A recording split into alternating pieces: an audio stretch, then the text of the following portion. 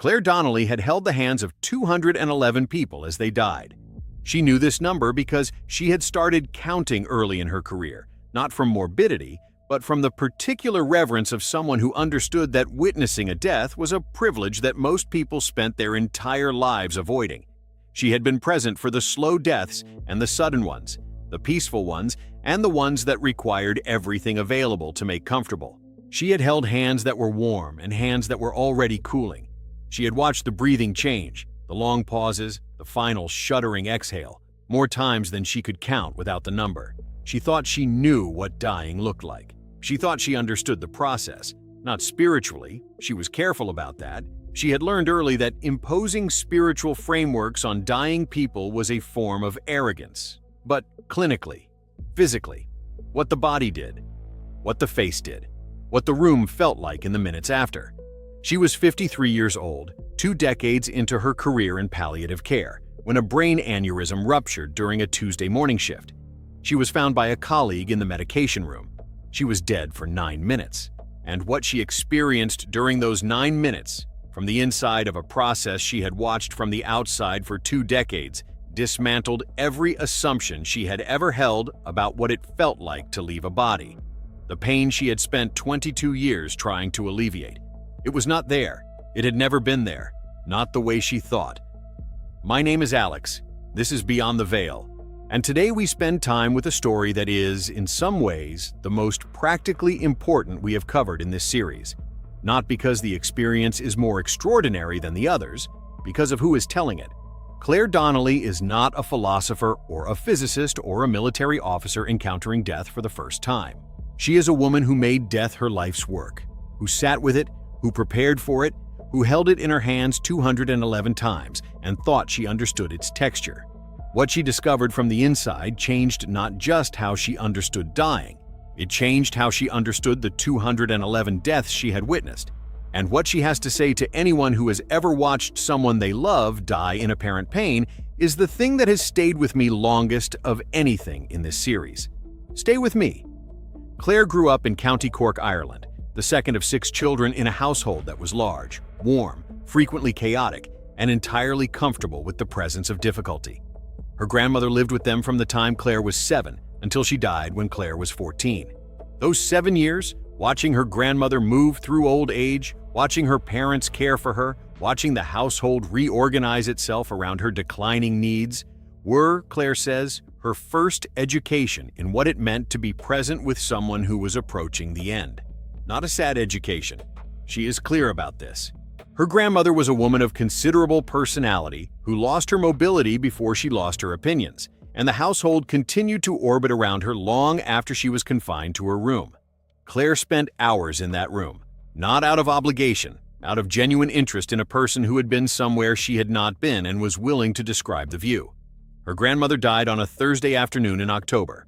Claire was in the room. She was 14 years old, and she was holding her grandmother's hand, and she watched the moment happen, watched the particular quality of presence shift, watched something that had been there simply stop being there, and felt, alongside the grief, something she has spent her career trying to articulate, a kind of awe, not at death, at the moment itself, at the fact that a thing could be present so completely and then not present, and that the not presence had a quality of its own, a weight, a silence, a specific texture that was different from any other kind of silence she had encountered. She decided that day, without consciously deciding that she wanted to be in those rooms. She trained as a nurse in Cork, worked general medicine for 3 years, found her way to palliative care at 26, and understood immediately that she had arrived at the work she was supposed to do. She married Tom at 29, a secondary school history teacher who had, she says, the rare gift of being genuinely comfortable with silence. A necessary quality in a man married to someone who came home from work carrying the weight of other people's endings. They had 1 son, now grown. She was 53, in the middle of a shift she had done 1,000 times when the aneurysm ruptured.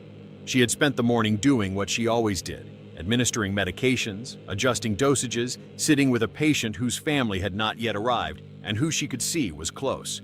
She had left that patient's room, walked to the medication room to prepare the next round, and then she was on the floor. Her colleague Sarah found her 40 seconds later. Sarah had also been a palliative care nurse for 16 years. She had seen enough to know immediately that this was serious. She called the code and began working with the efficiency of someone who understood that the next minutes mattered more than anything else in the building. The crash team arrived in 3 minutes. They worked for 6 more, 9 minutes total.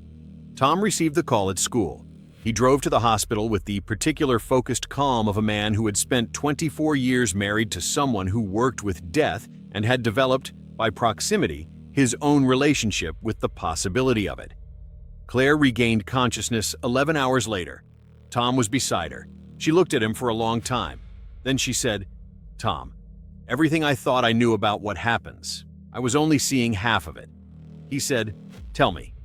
She talked for 2 hours.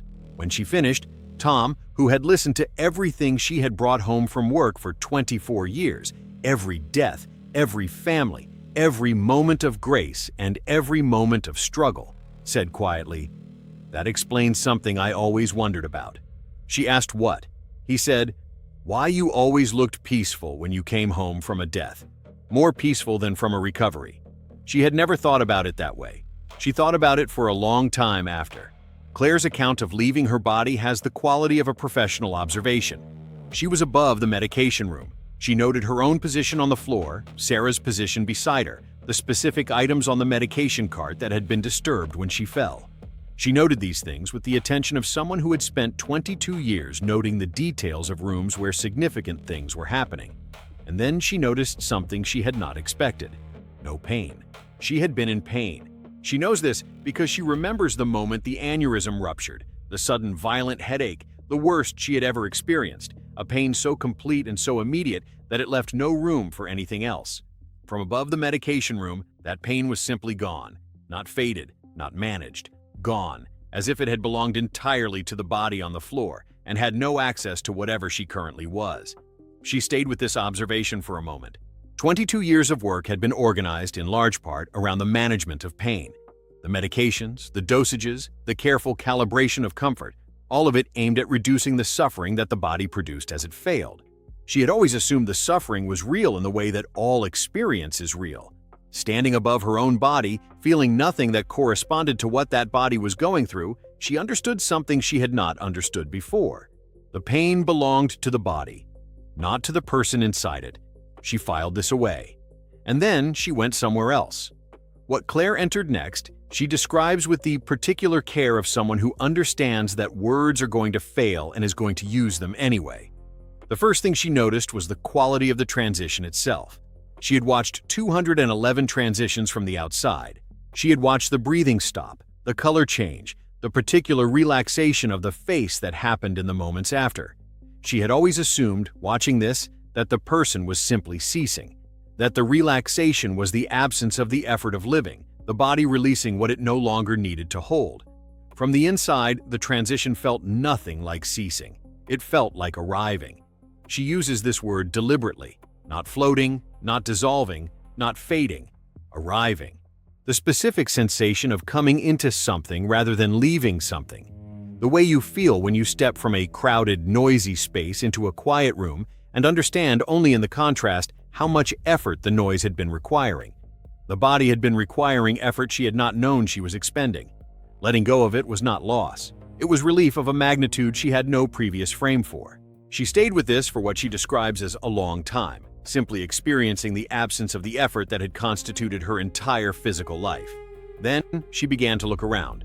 The space she was in had the quality of light she had heard described by the patients who reported experiences before dying, and she had heard many such descriptions over 22 years, had filed them carefully in the part of her that suspected there was more to this process than the clinical picture showed. But descriptions and experience, she now understood, had the same relationship that a photograph of a place has to standing inside it. The light was not illuminating things, it was the things. Everything present in that space was made of a quality of awareness that registered to her as luminous, not because it emitted light in any physical sense, but because it had no opacity, no resistance, nothing hidden inside it that was not immediately available to perception. She had spent 22 years in rooms with dying people trying to be present, fully, genuinely, without the protective distance that most professions required. She had sometimes succeeded. What she was inside now made her best moments of presence feel like looking through a window at something she was now standing inside. And then she became aware of her patients. Not all of them. Not in a line, not in a crowd, not in any spatial arrangement that mapped onto physical experience. Presences, specific, recognizable, carrying the quality that had been particular to each of them in life. Not their bodies, not their voices, but the quality she had always tried to describe to nursing students as the essence of a person. The thing that made someone themselves and not someone else. Margaret, 81, who had spent her final weeks telling Claire about her garden with a specificity of detail that suggested the garden was more alive in her memory than most things around her in the room. Michael, 53, who had died afraid and whom Claire had sat with through the fear without trying to talk him out of it, simply staying, and who had died with his hand in hers. A woman whose name Claire had known but could not in that moment retrieve, who had asked her 3 days before her death whether Claire believed in anything. Claire had said, "I believe in this room, and in you, and in the fact that you are not alone." The woman had nodded and seemed satisfied. They were all present, not as they had been in their final days, reduced, diminished, struggling, as themselves, as the fullest version of who they had been when they were most completely alive. Claire understood something that rearranged her entire professional framework. The dying she had watched, the labored breathing, the long pauses, the apparent distress, had been the body's process. The person inside the body had been doing something else entirely. The person inside the body had been, in ways she had not been able to see from the outside, already beginning to arrive. The pain that the medications managed, real, physiological, measurable, was the body's pain, not the person's pain. The person was already, in the final hours and days, moving toward what Claire was now inside, already experiencing, at some level she could not have detected from the outside, the beginning of the relief she was now feeling completely. She had spent her career thinking she was helping people through dying. She now understood that she had also, without knowing it, been accompanying people through the beginning of arriving. She moved through the presences of her patients, each one she touched, and touch is not the right word, connection is closer, confirmed what she was understanding. Each one carried the quality of completion, not happiness in any simple sense. Something deeper and more settled. The quality of a thing that has arrived where it was always going and recognized the destination. She paused with each one. With Margaret, she felt the garden, not as a description or a memory, as a direct transmission of what the garden had meant to the woman, the specific quality of peace it had provided, the way it had held her through decades of difficulty and remained the place she returned to when everything else became too much. That garden was still present, still carrying the peace it had always carried, still completely hers. With the woman whose name she could not retrieve, she would remember it later, lying in her hospital bed, she felt the conversation, the specific quality of the question. "Do you believe in anything?" And her own answer, "I believe in this room, and in you, and in the fact that you are not alone." She felt what that answer had meant to the woman, the relief of it, the way it had given her permission to stop fighting the thing that was coming and simply receive it. She had not known, saying those words, that they would matter that much. She knew it now. And then there was Michael. Michael, who had died afraid, was not afraid. She found this the most important thing she encountered in that entire experience. Michael, who had died with his hand in hers while fear moved through him visibly, while she had held steady beside him and refused to flinch from what he was feeling. Michael was not afraid.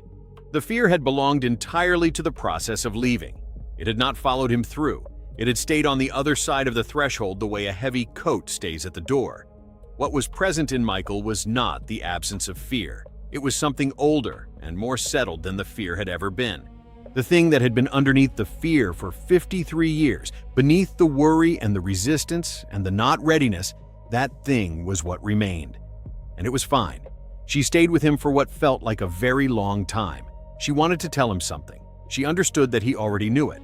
She understood that he had known it from his side of the process, before she had known it from hers. Beyond her patience, she became aware of a quality of presence that was not individual, not a person, not a being in any sense she could attach to the word, a quality of the space itself. The best word she has found for it, in 3 years of trying, is welcome. Not welcoming, actively doing the work of making someone feel at home. Welcome as a property of the environment itself. the way certain rooms have warmth built into their structure rather than generated by a heater. She was welcome, not conditionally, not based on her record or her choices or the quality of her 22 years of work. Simply welcome, in the way that something is welcome when it has returned to where it belongs. She stayed inside this quality of welcome for what felt like the longest and most complete experience of her life. She was then, without drama, without a message in words, with the complete and wordless communication she had come to understand as the native language of that state, told that it was not her time, that the patient she had left to go to the medication room was still waiting, that there were hands still to be held. She understood this not as obligation, but as the most natural information she had ever received. Of course, there were still hands to be held. She came back. She woke to Tom's face and the sound of hospital equipment and a headache that was, by any objective measure, severe. She noticed, with the particular attention of someone who had just understood something important about pain, that the headache was real and present and entirely hers. She was back in a body. The pain belonged to the body. She noticed this distinction with the calm of someone who now understood it completely. Tom held her hand. She said, "I need to tell you something." He said, "I know. Tell me." She talked for 2 hours. When she finished, she asked him what he had meant, about why she always came home more peaceful from a death than from a recovery. He said, "I always thought it was because you believed the person was somewhere better. But you always told me you weren't sure about that.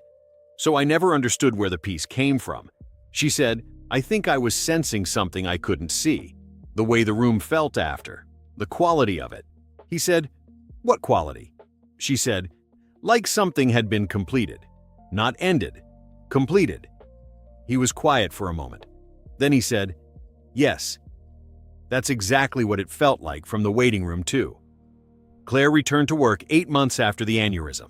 Her colleagues noticed something different about how she moved through the unit. Not in her clinical competence. That was unchanged. She was still precise, still attentive, still the person you wanted in the room when a family needed someone who could be present without flinching. In how she talked about what was happening. She had always been careful not to impose spiritual frameworks on dying patients. She continued to be careful. But the carefulness had a different quality now. Less about protecting patients from something she was unsure of, more about respecting the privacy of a process she now understood was profoundly individual. She started saying something she had not said before. When families asked her, in the way that families ask in those hours, "Is she suffering? Can he feel this? Is there pain?" Claire had always given the clinical answer. The medications are managing the symptoms. The body is in a process that we are doing everything to make comfortable. She still said those things, but she added something. She said, "In my experience, and I have been in many of these rooms, more than I can count, the person inside the body is further along than we can see from the outside. The process we are watching is the body's process. The person is already moving towards something else. The first time she said it, she was not sure how the family would receive it. The woman she said it to, a daughter, mid-40s, who had been sitting beside her mother's bed for 4 days without sleeping enough, looked at Claire for a moment. Then she said, "I thought I was imagining it, but I felt that. Like she was already somewhere else, even when she was still here." Claire said, "You were not imagining it." The woman put her face in her hands and cried. Not from grief, from relief. Claire recognized the specific quality of that relief. The release of something that had been held too long, the permission to feel what had been sensed without being able to say it. She started offering that permission deliberately, in every room where it was true, which was most of them. Families received it the same way, almost without exception. Not with skepticism, with the relief of people who had been sensing something they were not sure they were allowed to trust. She found the work of Dr. Christopher Kerr, a palliative care physician whose research on the dreams and visions of the dying had documented, across hundreds of patients, the consistent pattern of meaningful experiences in the final days and weeks of life. Patients reporting visits from deceased loved ones, patients describing places they were preparing to go, patients who, in apparent unconsciousness, showed facial expressions of recognition and peace that had no clinical explanation. Kerr had approached this research with the careful empiricism of someone who understood how easily such accounts could be dismissed. He had published it anyway. Claire read his work with the recognition of someone who had witnessed exactly what he was describing, who had filed those observations in a drawer she had never quite been able to close. She found the legacy of Dr. Elizabeth Kubler-Ross, the psychiatrist who had spent decades sitting with dying people and documenting what they described, who had said publicly and repeatedly that the evidence from the deathbed pointed toward a continuation that she found impossible to dismiss, and most of her colleagues found impossible to accept. Kubler-Ross had sat in rooms similar to the ones Claire had sat in for 22 years. She had heard the accounts of patients who described in the final days visitors from the other side, deceased relatives, friends, figures of light. She had watched faces transform in the final hours from struggle to something that had no clinical explanation. She had taken these observations seriously when taking them seriously was professionally costly. Claire read her with the recognition of a colleague separated by decades, but standing in the same rooms. Kubler-Ross had understood something that Claire now understood from the inside. The dying were not simply ending, they were also beginning.